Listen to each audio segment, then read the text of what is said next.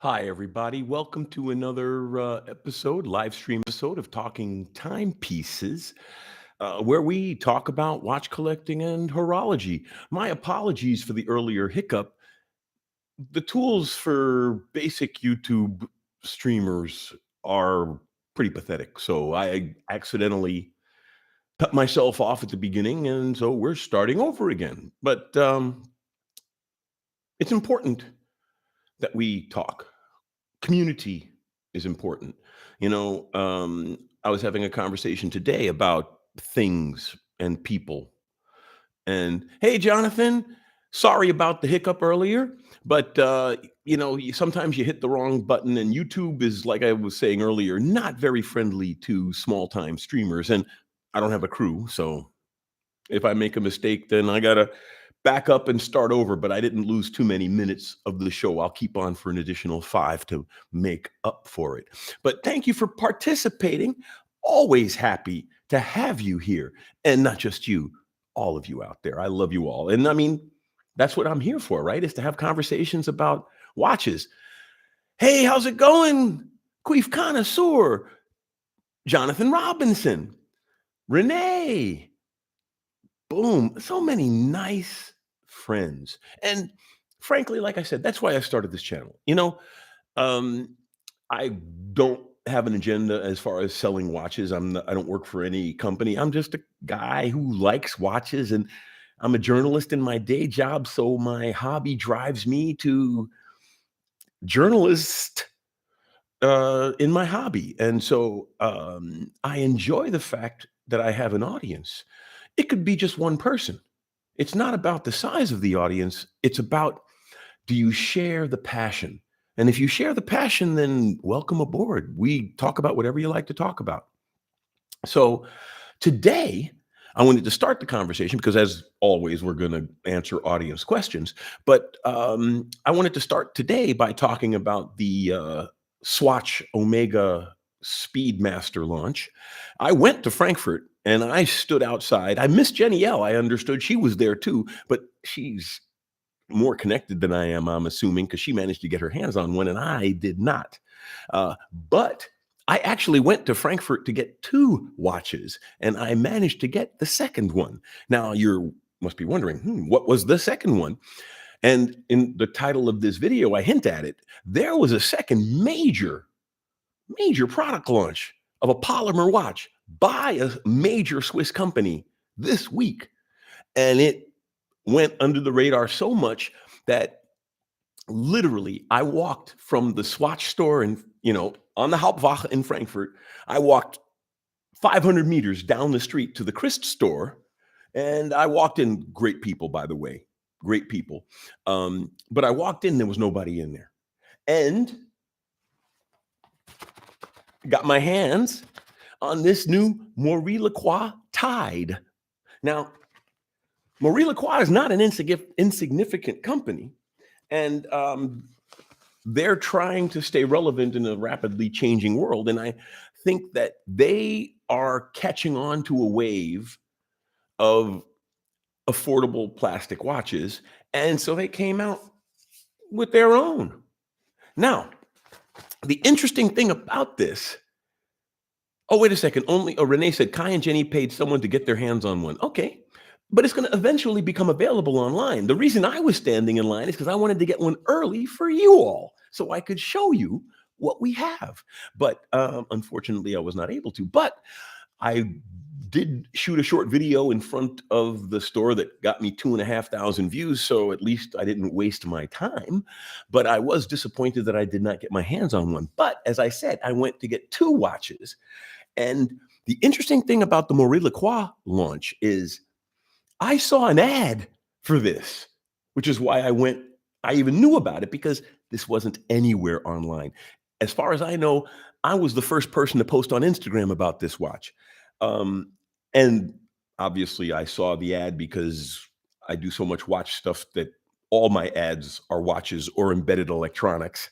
But this Maurice Lacroix watch also came out this week, and it's also made of advanced polymers. It's made of glass mixed with recycled ocean plastic. And they didn't just pay somebody and say, okay, we did our carbon capture. As you know, there are projects that are actually reclaiming ocean plastic, and Marie Lacroix bought some of that reclaimed ocean plastic, and they made this series of watches. Now, the funny thing is, I went into this Marie Lacroix shop, like I said, hundreds of people choking the Swatch store. I walked 500 meters into the empty Marie Lacroix shop, and they only had one of every color.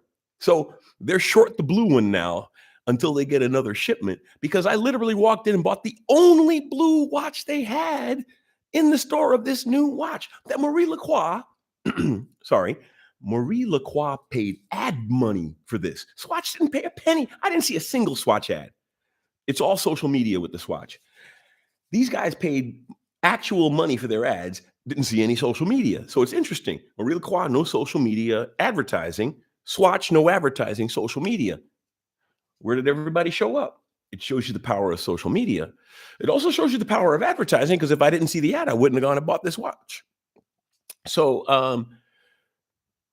Jonathan Cavassini is saying, the Marie Lacroix is a nice looking watch, but I have a problem with the price tag. Too expensive. You saw the online launch. It was a horrible launch. But you know what the funny thing is, Jonathan?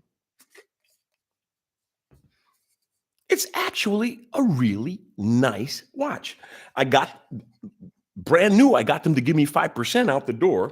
Germans call it sconto. If you pay cash or use a debit card, you can claim 5% because it's old school, but they don't have to give it to you. It's a brand new watch, but they gave me 5% off. So I only paid 655 euros for this watch.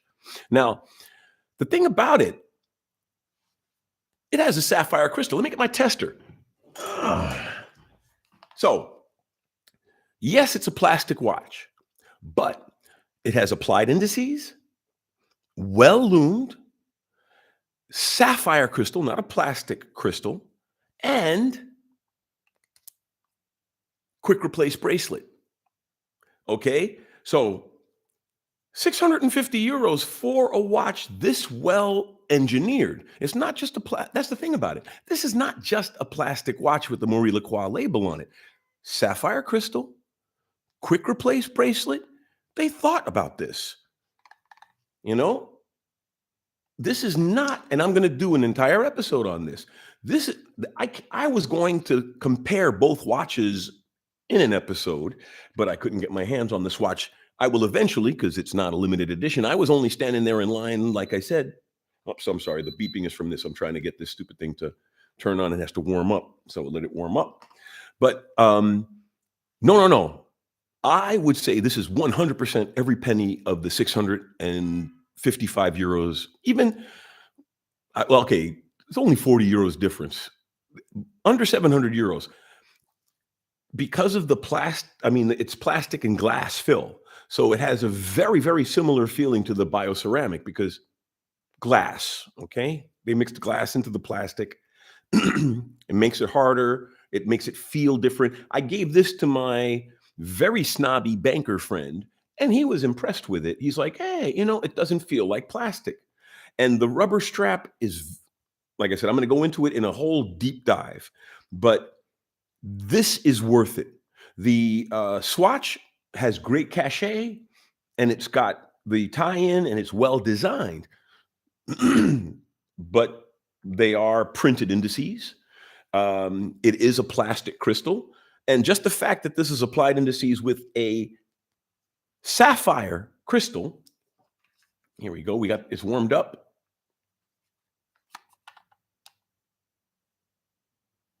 Sapphire crystal. And it has a screw down crown. So this is a truly waterproof, rugged, sapphire crystal, plastic sports watch. Frankly, I think this is a harbinger of a new group within watch collecting, because you can buy polymer watches at comical price points, or you can buy polymer watches at comical low price points. Either you're buying Richard Mille or you're buying a G-Shock or a Chinese knockoff of a G-Shock. But this, Jonathan, if you held it in your hands, you would agree with me that it is worth the money. Now, it will be even worth more the money when it's retailing for, trading for around $500. This is a good $500 watch. And in the aftermarket or whatever, you'll be able to, once it's in circulation, you'll be able to get it for that price. $600. I paid, like I said, I paid 655 euros for this. This is worth what I paid for it. It really is. Sapphire crystal. It's recycled plastic so I can even like pretend. I mean, we recognize that it's eyewash to a degree, but at least they tried. They've actually gotten plastic from the ocean, mixed it with glass, made these, and they have sapphire crystal, applied indices, screw down crown, quick replace strap. Anything else that does all of those things also costs money. So no. I say that this is worth every penny. And it was a good price point, $700.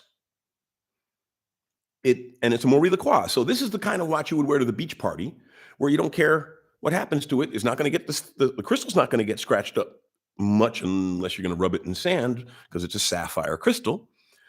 The plastic is not, like I said, it's got a glass-filled plastic, so it's also not a soft plastic. It's also not very scratch. This is a watch you can just. I do believe that the Polymer mainstream sports watch is going to be. This is not the first.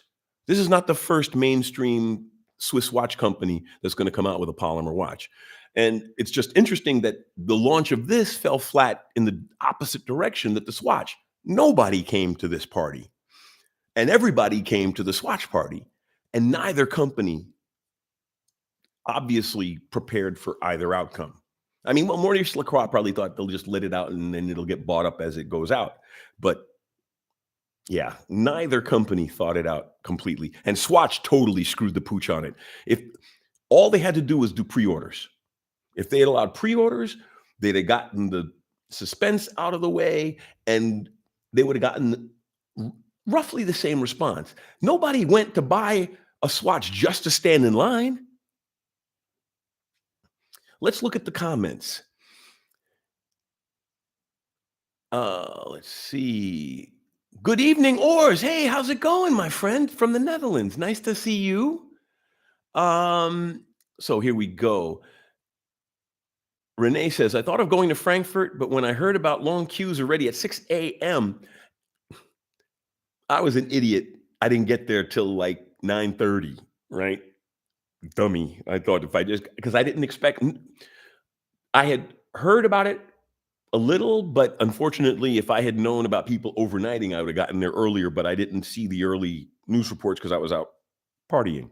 But so I got up and I went to Frankfurt. And if you see my Instagram, I took a bunch of pictures and I did take a short video after the multiple hours of waiting in a line that turned out to be a joke.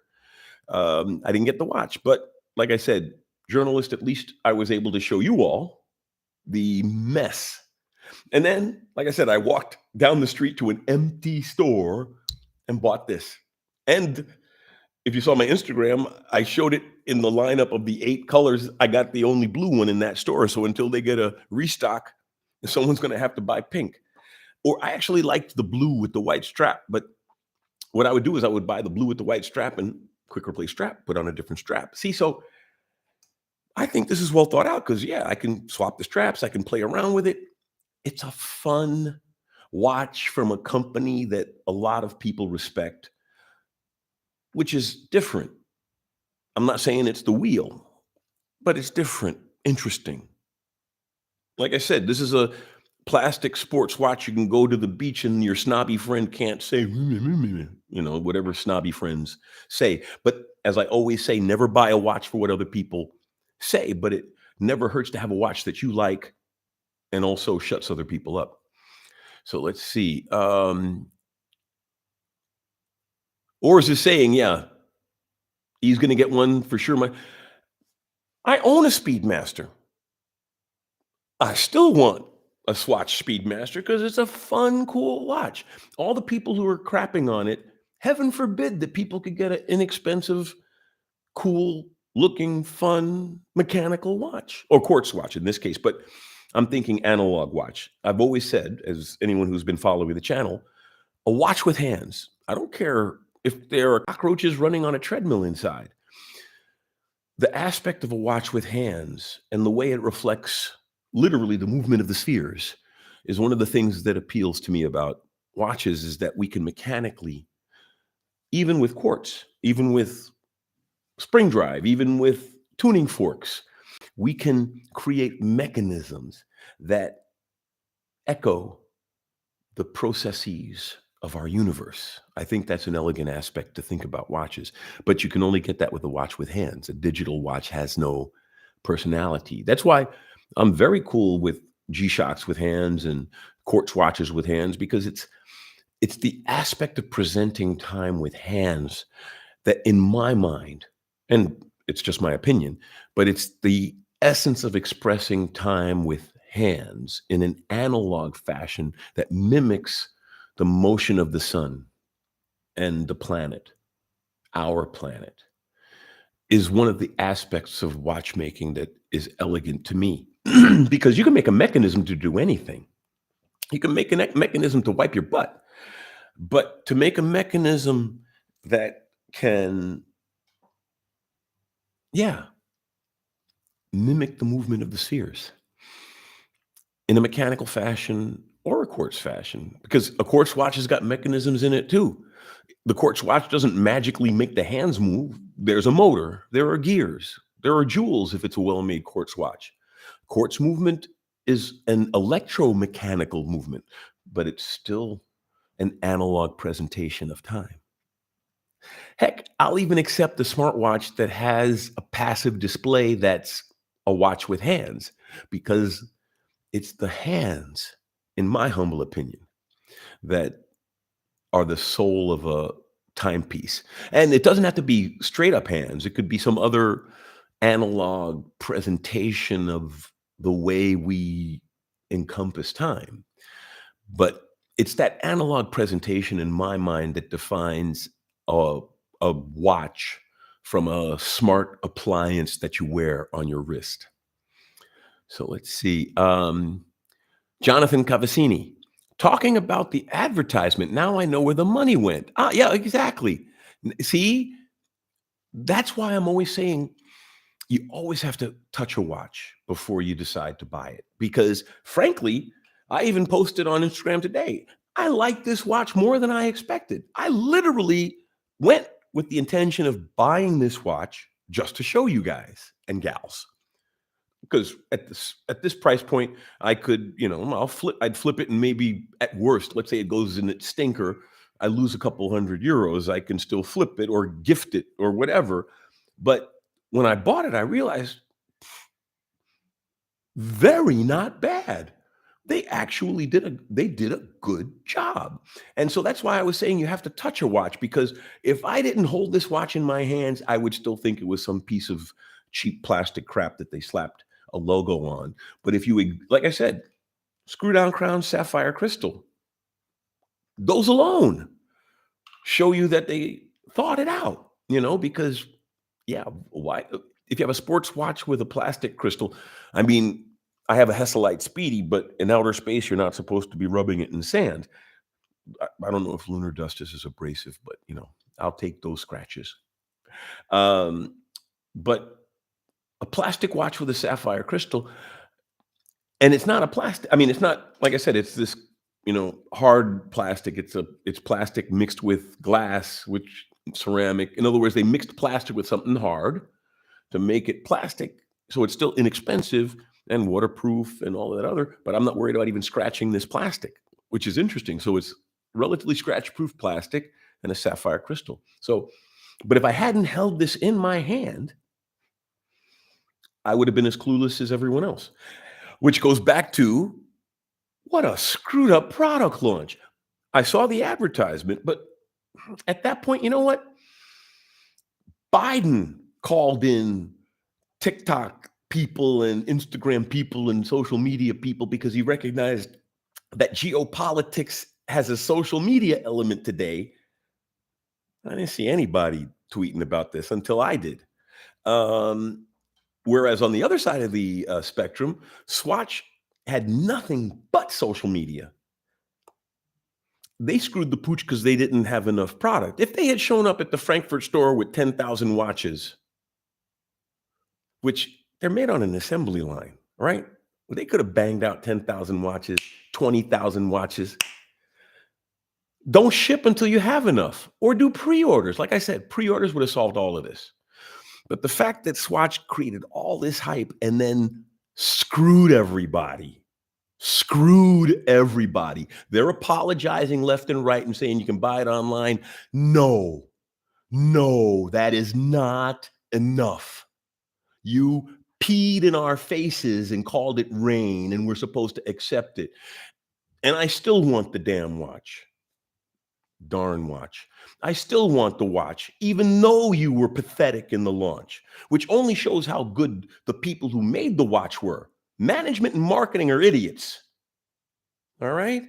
The people who made the watch deserve the kudos. And the people who screwed up the launch should be laughed at every time they get met in public until they fix it. Because professionalism is not just being perfect. Nobody's perfect. Professionalism is saying, I made a mistake and here's my make good. I'm in journalism. I do make goods all the time. I've blown meetings and had people pissed at me, but you say, hey, I made a mistake. Here's what I'm going to give you to make up for my mistake. But you take accountability for your mistake and you offer people a payback, a retribution for that mistake. Nobody's perfect. But Swatch could have come out of the gate and said, yeah, we're ramping up production. They're really having, it's an assembly line watch. They're really having that much trouble ramping up production that nobody was planning somewhere, right? Nobody's assembling these things by hand, right? Or if there is a hand involved, Swatch, with the System 51 technology that they have, to launch this product with such poor planning and such poor organization and such poor, they couldn't make enough watches. It's an assembly line watch. They blew it badly. And then weirdly, on the other side of the scale, Marie Lacroix only shipped out one of every color to every shop. And it worked because only the people who walked in the door, but then again, they could have, who knows how many people didn't buy this watch because it wasn't on display. I wound up going by the Crisp here in Wiesbaden, and they actually had these in the window in Wiesbaden, but they only had 3 colors. My guess was that somebody came in and bought the other colors, although this one was still in the window. I might buy this one again because I'm thinking of giving my girlfriend one. But yeah, talk about two ends of the spectrum. One created too much demand and didn't provide enough, and the other didn't create enough demand, and they didn't even bother to try to provide enough. Like I said, they only had one watch of each color in the Frankfurt store. So, is it me, or is the watch community full of idiots who are running things? It's not the watchmaker's fault at Rolex. It's not the watchmaker's fault at Omega or Swatch or Marie Lacroix. It's not the watchmakers. It's the management. They're the idiots. They're the people who don't care about us, But luckily, we care about the watchmakers and the product they make. And we accept the management as not even a necessary evil, but an evil that we have to deal with. And that's one of the things that handicaps the watch market, frankly. What are your thoughts? Let's see. Renee says, yes, he likes it. Jonathan, and Velcro band. That's a plus or a minus. Watch Crazy says, hey, Watch Crazy. Looks interesting. Definitely, apparently, we'll be able to buy the MoonSwatch online from tomorrow. However, don't hold me to that. But it's not a limited edition, so eventually we'll get one. And I'll get one. Like I said, even though I own a Speedy, it's a cool, fun watch. There's nothing wrong with an inexpensive, cool, fun watch. And I think that that's going to be a future trend, that we're going to see more polymer, not cheap plastic, some kind of exotic polymer, because it's still cheaper than steel. We'll see a lot more mainstream Swiss watch companies coming out with polymer watches, because right now, like I said, you either buy a Richard Mille for a gazillion dollars, or you buy a Swatch or a G-Shock or something else. This is the first $700 plastic watch I've ever seen. If you've seen others, let me know. But this is the first $700 plastic watch I've seen, and it's actually, in my humble opinion, worth $700. Like I said, just for the screw down crown and plastic crystal and quick replace strap. I mean, quick replace strap, that's not cheap, right? The engineering to put the little thingies in there so you can squeeze them. That's machining. This is not a cheap strap. So these guys, the funny thing is these guys actually made a very, in some ways, better than the Speedmaster Swatch. The Speedmaster Swatch is riding on reputation. This is just riding on, well, it's Marie Lacroix's reputation, but this is only riding on what you can hold in your hand. There's no cute thing about this. It's cute in itself in one sense. The pink and red, and I think the lime green have rhinestones highlighting the indices. So I guess they were figuring that those colors were for ladies, but the others all have regular loomed indices. But they actually thought about making this. They actually spent some time thinking about and designing this piece beyond just mere visual aesthetics. This is a well-made watch that happens to be plastic. Very pleased with this. Like I said, I'm gonna do an in-depth episode, and I'll do all kinds of fun stuff with it. And with Bitburger tonight again, I figured I'd give them the branding, not pour it into a glass. Although I normally pour beer into a glass, but for them, I like Bitburger, so I'll give them the free push. So let's see. Jonathan Cavassini. I'll give more points to the Marie Lacroix for the high quality construction. I hope to find a better deal once it cools down. You convinced me. Well, like I said, you could probably walk into a Chris dealer right now and get at least 5 points off. You walk in with cash, you're going to get 5 to 10 points off of anything that you want to buy, if it's not a hot item. And right now, this isn't hot. But the only reason it's not hot is because I think Marie Lacroix had been, they got some good recognition with the Icon series, and this is an Icon series watch. This is the Icon Tide. So it is the Icon. It's got the Icon bezel. But it's luckily not as aggressive as some Icon bezels. So it's subdued and cool. I really do like this. Whereas, frankly, I wasn't a big fan of the Icon. I thought the Icon was trying too hard. But I like this one, even though it is an Icon, but it's just the right pressure to try to put a verb on it. But they thought it out. Like I said, the sapphire crystal, the screw down crown, the quick replace straps, they designed it as a sports watch for people who like a quality watch, which doesn't mean you have to be a watch collector, right? But you could be somebody who walked in off the street and it's in a watch shop in Rio, and you go, wow, that's a watch I can wear to the beach. It's cool. Sapphire crystal, looks nice, well loomed. I'll do some loom shots also. And it's a brand that I can wear to the bar, and my snotty friends won't look that crazy at me. Because, I expect to see other polymer watches from mainstream watch manufacturers. So you could almost say that the Omega Swatch is another aspect of this trend. Inexpensive mainstream Swiss plastic watches. So I'm curious who's going to be the next. Tissot would be a good one. I mean, imagine if they made the PRX in plastic. Just throwing it out there. I mean, I did call it when they went to Chrono, but that was an easy one because it's not a lot of retooling for that. But I think if plastic sports watches caught on, steel sports watches were also a new fad at the time. But, where do you go from there? Plastic, cool sport watch could be a trend. You never know. But yeah, what happens if Tissot puts out one, or Mito, or Oris, a cool $600 Polymer sports watch? What's wrong with that? Funky, cool, lots of different colors, right? Because in one sense, this is going back to the original Swatch, right?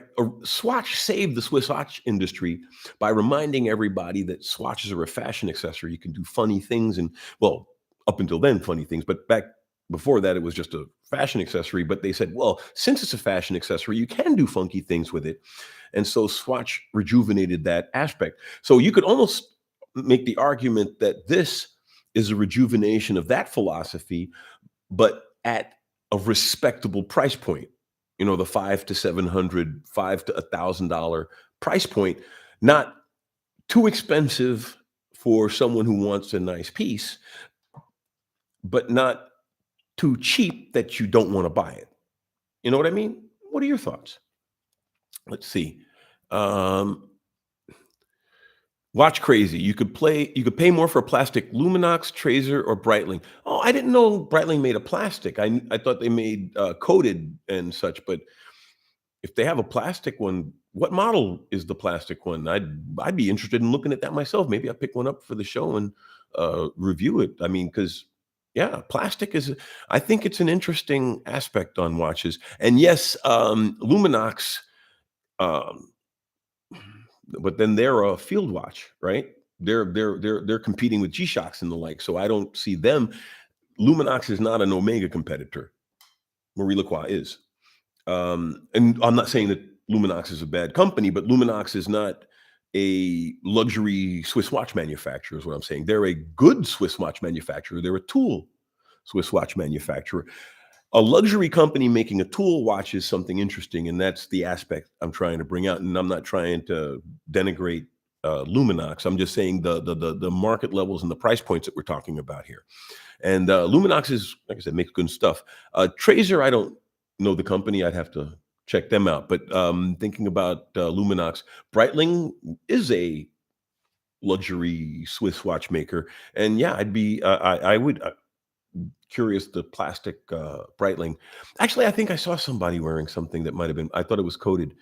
That's something I should check into, and I'd be more than happy. Let me know, and I'll maybe I can pick one up and review it for the show. Compare it. Plastic Swiss watches.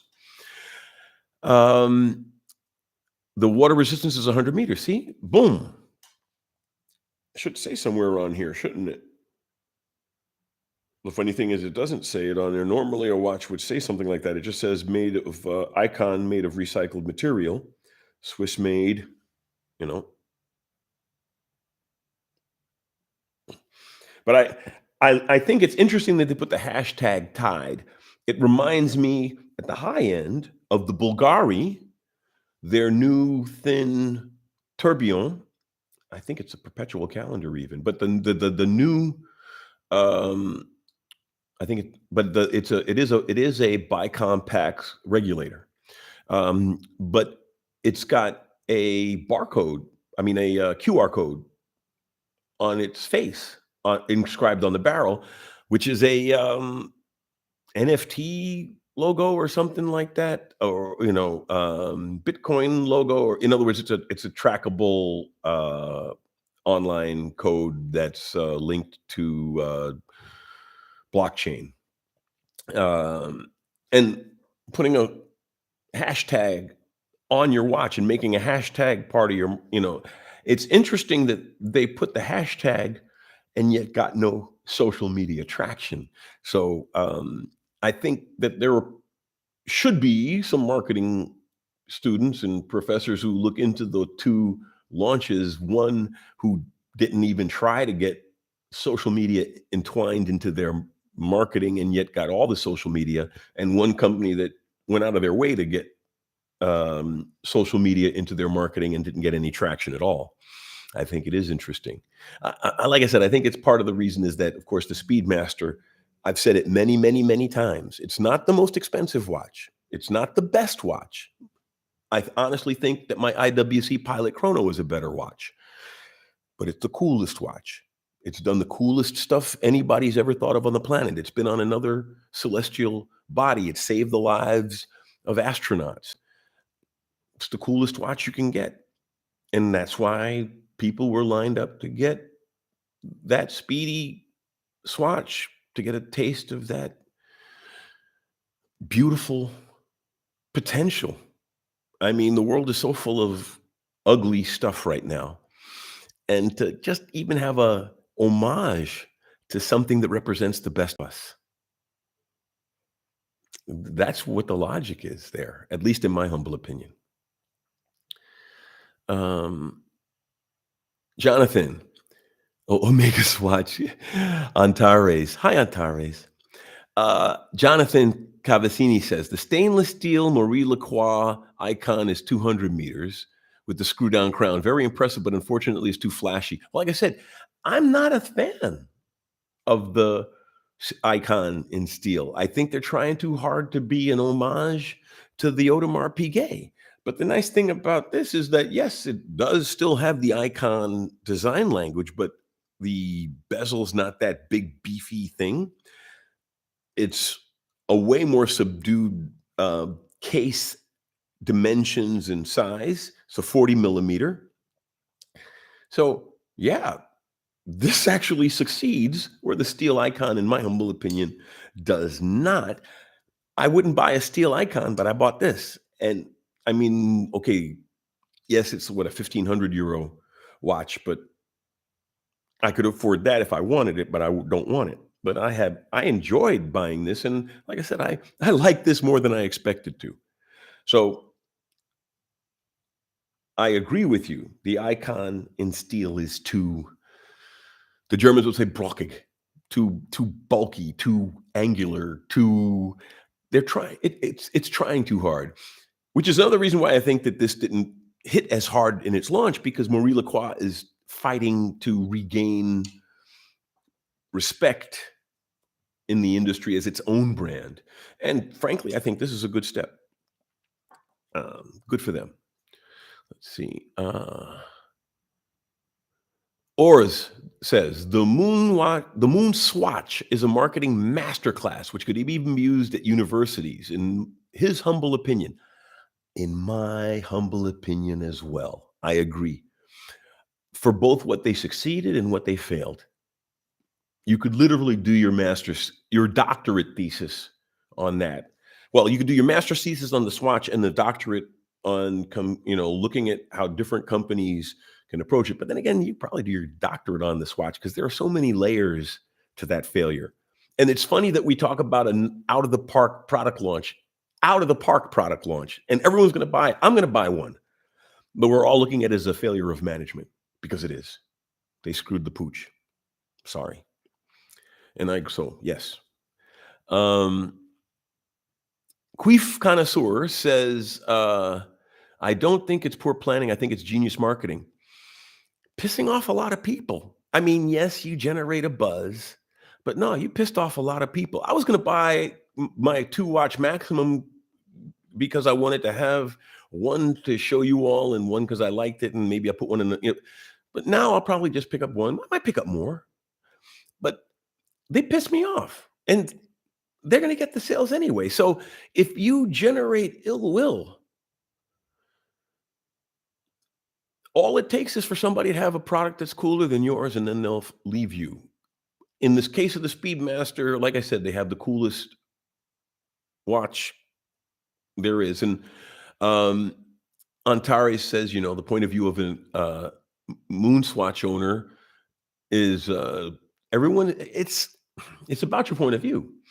But yeah, pissing off people, in some spaces, they look at it as good. There are restaurants or whatever service organizations who somehow pride themselves on being incredibly sick and perverted and mean to people. But you know what? They can go hang, because if I ever have alternatives, I avoid people like that. So, and in the case of Swatch, it doesn't help that they can do this to us, and they know in their confidence that they're going to eventually have us come back to them because of the product. Pride goeth before a fall, and one day, they might get their comeuppance. What happens if there's some cool watch that goes to Mars that's affordable and everybody goes, well, why do I need a Speedmaster? Because a Speedmaster is a nice piece, Lamania-based movement. I mean, it's an Omega movement, but, Lamania, it's a rugged movement, great watch. But they're starting to price themselves up too, like Rolex. What happens if someone comes out with a cooler watch? That's like I said, my IWC Chrono, I think, is a better watch, but it's a mainstream Pilot Chrono, which is nice. It doesn't have the cachet of a Speedmaster. But what happens, like I said, what happens if there's a watch that comes along that develops that cachet and is a better watch? Pride goeth before a fall, and I think that Swatch made a mistake peeing on us and telling it's raining. And in the long run, I don't know if it's a genius marketing move. It's a marketing move, and it may be successful for them, and it may not be successful for them. But in my mind, it's tarnished. Like I said, I respect the watchmakers. I don't respect the management. The management are a bunch of clowns, buffoons, jokers, the circuses in town, losers. They don't do anything for us. What do? Take the middle margin. They take our money. If the watchmakers, think about the micro brands. People line up to buy them. But marketing is important, of course. But to treat your public like a bunch of ignorant buffoons, a bunch of pigs or cattle that you're throwing fodder in front of to eat. No. I'll do without. I mean, if they get to the point where they're that arrogant about it, I don't need a Speedmaster. I got 17 other watches I can wear. Renee, only Swatch Group watches. In our German watch forum, a member wrote from Grenchen that a friend who works at othe and is a member of the MoonSwatch project told him they did not expect that hype at all. Well,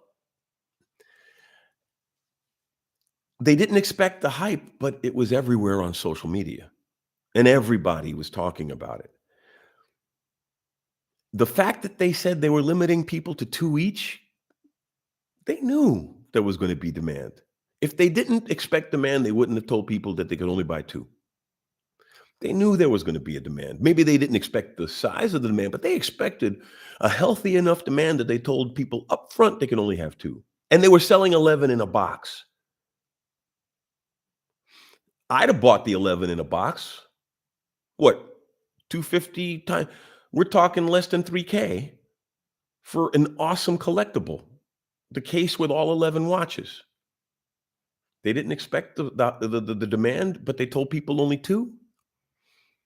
Yeah, you might be right, but if I tell you can only have 2 of something, I know I don't have enough.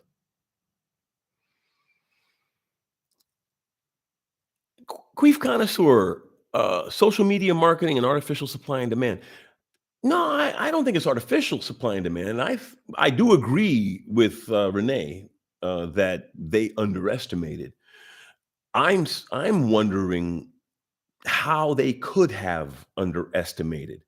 Like I said, it's an assembly line watch. They could have pushed off the launch 2 weeks if they couldn't get capacities up. Just make enough that they know that they're sending enough to the stores. What? They're that terrified of an overstock? Then take pre-orders. I've said this the entire time. If they had taken pre-orders, none of this would have been an issue. Order it online, right?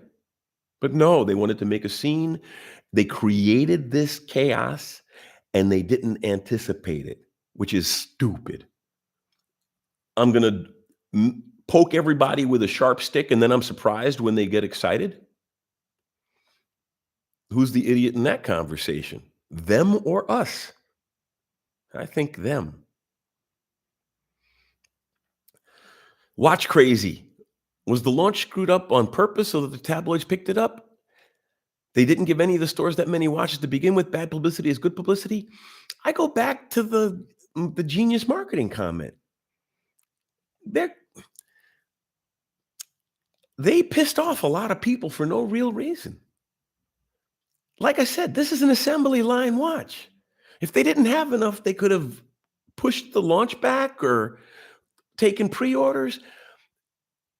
People stood outdoors for hours.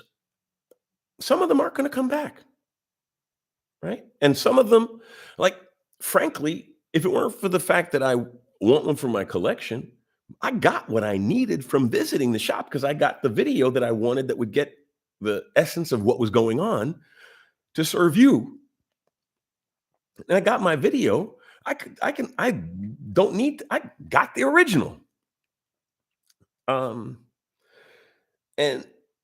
maybe I won't buy one just to make a statement, but yeah, but I'm not buying one because of the back blank words. I'm trying really hard not to say any nasty stuff so YouTube gives me a hassle. But I could give you a whole bunch of expletives of how stupid I think their decision was. I and I've been in publishing for over 30 years. I've launched magazines, wrote a book. No, they're idiots. If you're the if they're the kind of company, if they are the kind of company that thinks that if they treat people like idiots, they'll get more business, maybe they're not the kind of company I want to do business with. But it's not the watchmakers. Omega's owned by the Swatch Group. Even Swatch is owned by the Swatch Group. It's a big corporation with a lot of people that have nothing to do with watchmaking making decisions. So I respect the watches. I do not respect the management. Only Swatch Group watches. Being totally surprised by that massive success, othe is now running extra shifts to produce more watches. Yeah, it's an assembly line. The workers are gonna get paid more. If they had thought about it, they could have run the lines a little bit longer before the launch. You know? It's it's an assembly line watch. And the fact that they're now going into overdrive shows they can meet the demand. I mean, in a couple of months, there'll be enough watches for everybody. We know this. In a couple of months, there'll be enough watches out there. It's the fact that the launch was pooched. People keep telling me, oh, yeah, you can get the watch. It's not that. It's the fact that they jerked us around like this. That's the thing. That's the thing. I don't know. Maybe I'm being overly sensitive, but I hate being treated like a jackass. Ah. The Jonathan Robinson says the PRX in ceramic plastic would be sharp. I agree. And pal, hey, you just bought the Icon steel. So if you like it, go for it, man. Like I said, it's an AP homage in a lot of ways, but it's also got its own design language. If that's what floats your boat, enjoy it. It's not a bad watch. It's well made, and that's the thing. Like I said, Marie Lacroix. I have a great video on a Marie Lacroix annual calendar flyback. The only reason I sold it was to make room in the collection for another piece to put on the show. But Marie Lacroix is a completely undervalued watchmaker. They care. They make good pieces. And the fact that they're, right now they're owned by a Swiss-based but Asian-oriented holding company. I think we've gotten past the quartz crisis. I think more watch companies should be independent now. They aggregated to save themselves. I think now it's time to diversify again. And that way every company can compete against themselves instead of being forced to stay in their lane and make watches for that price point that they've been assigned. For example, Marie Lacroix, or let's look at someone like Raymond Weil, or some other mid-range Swiss watch company in a big group. Hamilton, even they got to stay in their lane now because they're owned by a big corporation. If they were free to do their own thing, I think they would do awesome things. So yeah, it's an issue. But no, like I said, the Icon and steel is not for me, but that doesn't mean it's not for you.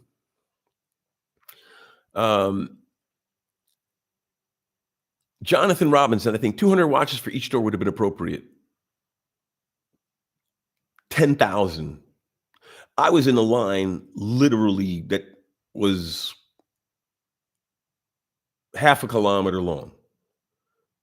So we're talking about easy 1,000 people in line. And if everybody bought two, that was 2,000 watches right there. That doesn't count the mob at the door that eventually made the line a joke.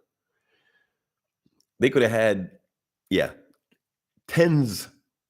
They're going to sell that many already. And I bet you if you look up how many they sell by the end of May, it's going to be huge numbers. It's an inexpensive watch that looks cool. Why not buy it? They're going to make their money. That's what I'm saying. I'm not upset at the availability. I know I'm going to get one. I'm not upset at the price point. I'm not upset at I'm upset at the way that they treated us so shabbily, that anybody who took 10 minutes to really think could have figured, like I said, pre-ordering alone would have solved the problem, right? They open up pre-orders and they go, wow, 10,000 people are pre-ordering, 20,000 people are pre-ordering, but they didn't. So the Germans say Hetzen. They provoked the beast and then were surprised when they got bitten. No, they don't get a pass from me. I'm sorry. We have to agree to disagree there. I mean, no, they screwed up badly. Bad marketing, bad business planning. Like I said, at both ends of the scale. The Breitling Endurance. Oh, I'm going to have to check that one out, Watch Crazy. Yeah, I heard of that one. No, I got to check that one out. Thank you for the tip. So, Taylor Jennings. Hey, Taylor. Finally got off Sundays and enjoying watching the live streams. Yeah, thank you. Like I said, without an audience, I'm just a guy talking to himself in his living room. Wonder Tan guy. If you were in a world where you can buy NFT watches for 1,000, the MoonSwatch is such a bargain.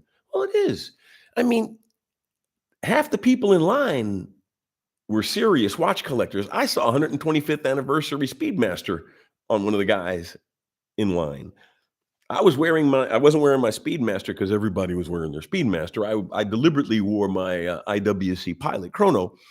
And all the conversation, because you wound up having a lot of conversations in line waiting that long. And frankly, I shot a 1-minute video. If I had the foresight, I should have just brought my camera gear, the nice camera, the boom mic, and just figured I'm not going to get a watch and just stood in line and interviewed people. But I missed that opportunity, and I'm actually apologizing to you all for that. But at least I got the quickie video in front of the shop to show you the chaos that it was a cluster. You know what? It really was. It was a mess. A mess. People were camped out overnight in front of their stores. A mess that could have been prevented.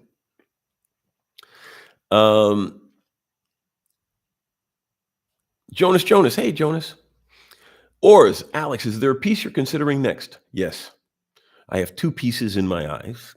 I've got the JLC GMT, the Squanto. I'm looking at that one, the JLC GMT, the Reverso GMT. But I'm probably going to rebuy, because I used to own one, have a video on it, but I'm probably going to rebuy a Mont Blanc Geosphere before that. I got my eye on a couple on Chrono 24 with the grains of rice bracelet, the metal bracelet, because the one I had was a leather bracelet. And one of the reasons I didn't wear it is it was a beautiful stiff leather bracelet, and to break it in would have made it not look as nice. And so I just never wore it. And the watch you don't wear, move on. But I missed it. And one of the reasons I sold it is because it didn't have a second hand. And I'm like, it bothered me but I missed it. It's a beautiful, beautiful watch. And so, yeah, I'm probably going to get the blue face Mont Blanc Geosphere with a metal bracelet. And I got my eye on a JLC Reverso GMT. Been looking at that as well. Thinking about getting one of those. And since they're both in the 5K range, I only can get one before the end of the year. So it's probably going to be the Mont Blanc, because I think that's Eventually, those are going to go back up in price. Well, I mean, it didn't go down a lot because it was a 5K watch, and if I get it on chrono, it's going to be like 4.5. So it didn't go down. It's only gone down about 500 euros from its retail. But I think that the Mont Blanc Geosphere, just like the Rusek chrono, those are going to be collectible pieces because they really are genuinely, interestingly different. Just like the JLC Reverso GMT. But yeah, at the point in my collecting, I'm not gonna wear a Datejust. I mean, I've got a Explorer 2, and I'm on a waiting list for an Air King. But yeah, I'm not gonna wear a big what I would consider an over the top jewelry watch. A lot of people would think that a $5,000-$6,000 watch is already expensive, but me, I couldn't see myself spending more than 10K for a watch. And there are a lot of really nice watches in the 5 to 8K range, like the Mont Blanc Geosphere and the any good JLC Reverso. Doesn't have to be the GMT. But yeah, I've got a couple of watches on my and frankly, I intend to get a PRX chrono, but I don't consider that a major buy because that's like what, a 1,200 euro watch. But I'm going to get a PRX chrono as soon as I see one in the window. That's another launch, right? It's been promised, but nobody's expecting a dash to the stores. It's just going to appear in the stores and we'll eventually buy it. Frankly, Tissot's probably done it better than anybody. They said, we got a watch coming. It'll show up at your store eventually. Buy one. So Tissot, I think, navigates the middle waters. Oh, Jonathan Robinson. If you value your customers value you. Exactly. Agreed. PAL, P-A-L. Can you imagine if these companies really do not understand the market at all and really expected to sell 7D watches? Well, exactly. I mean, there was a lot of hype for at least a week before the open. All they had to do was say, we're opening pre-orders. You can show up at the shop or you could pre-order. And there would still have been a ton of people showing up at the shop. But there would have also been a ton of pre-orders, and everybody who did a pre-order wouldn't have shown up, or they'd have maybe shown up to see if they could get in or whatever. But yeah, just badly managed. The JLC is awesome. Yeah, all JLC is awesome. I love JLC. I've got a Polaris right now, Polaris automatic. I really love it. I would love to have a Polaris chronograph, but that's 11K. And I don't need a chrono, and it's still a no date. So yeah, I'll take the 3-hander Polaris, but JLC just makes some beautiful, awesome watches. The watchmaker's watchmaker. Let's see. So Californian, hey, they admitted on their website the same day that demand exceeded expectations. It's our fault for being Instagram hype sheep. No, it's not our fault. It's their fault. They encouraged the hype. They own a computer too. They could have seen the hype and said, hey, everybody calm down. Open up pre-orders. They could have done a lot of preemptive measures in the days up to the launch because we all saw the hype. They could have recognized that the hype was exceeding their expectations. They could have easily said pre-order. And pre-order and order as many as you want pre-order. And then that would have relieved some of the pressure and expectation at the stores. No, their fault. It's not our fault. Even if we had all shown up ravenous, it's not our fault. They encouraged the hype. We did not encourage the hype. We fed on the hype. We talked about it amongst ourselves. But they're not idiots. They're not mute sitting in the corner of the room that they don't have access. They could have easily come out and said, hey, everybody, calm down. We're not going to have enough. Then again, no one's going to say that. So they could have easily said pre-order or register, which is the same as pre-ordering. They could have done things. They could have done things to reduce the pressure, and they didn't. They could have done things before it happened to reduce the pressure, and they didn't. And yeah, like I said, we're gonna have to agree to disagree in that because they knew exactly what was happening. They're not stupid. They have better people. They have people watching the web 24/7 and telling them every time someone says their name. They know exactly what the numbers are, and they let it happen. No, I'm sorry. No, it's their fault, not our fault. We're not sheep. I'm not a sheep. And frankly, I would just not buy one to show them I'm not a sheep. But I don't have to prove to you anything, just like you don't have to prove to me anything. We are our own people. You buy watches for why you want to buy watches. I want to buy watches for what I want to buy watches. And they are jerking us around. So yeah, we are the consumer, and they would be not existent without us. So no, they are at fault, not us. Oars, very cool. The Reverso GMT will fit your wrist well because it's the bigger size. Yes, that's one of the reasons too. But I also like a GMT function. The Chrono's also a nice one, the Squala, but the Chrono's 1,000K more, and I got enough Chronos, and I like GMT. But yeah, I agree. I'm looking to get, Oars is saying, I'm looking to get myself a classic duo face medium. Yeah.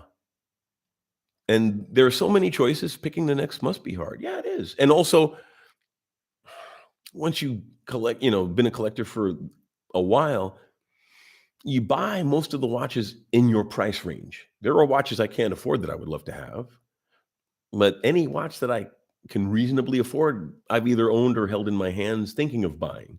So it is hard to choose the next.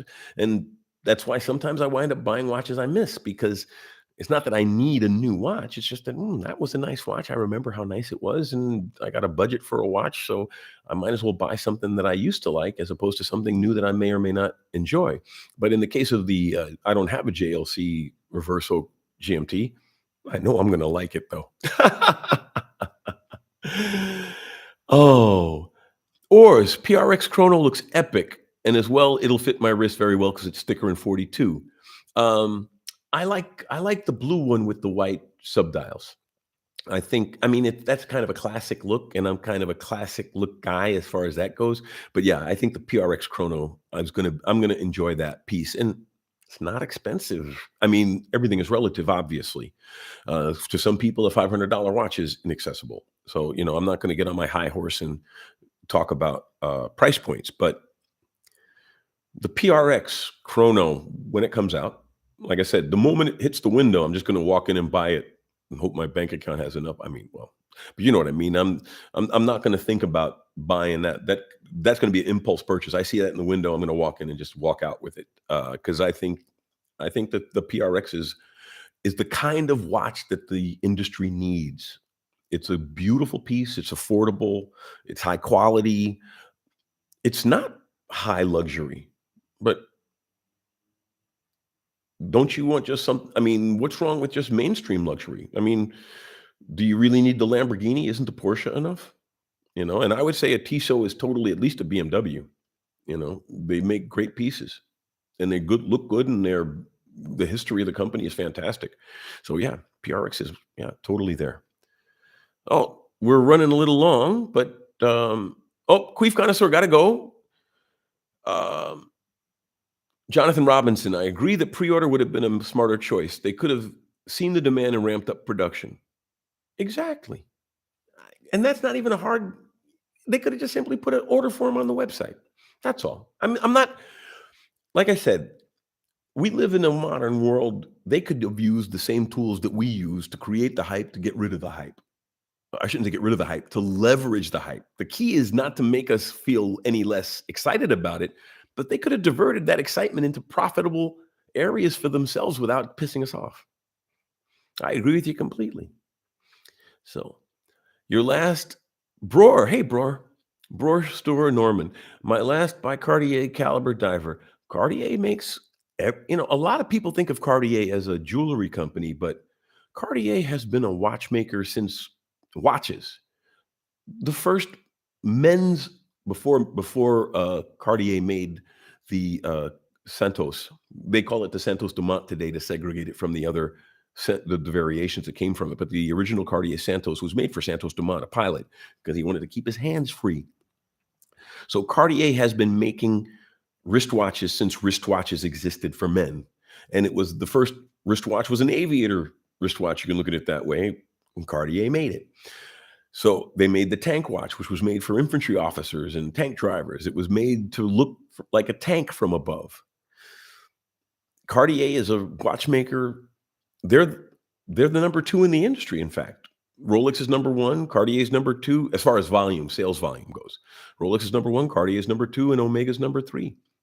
I used to have a Santos. I gave it to my daughter for her wedding, my youngest daughter for her wedding. My oldest isn't married yet.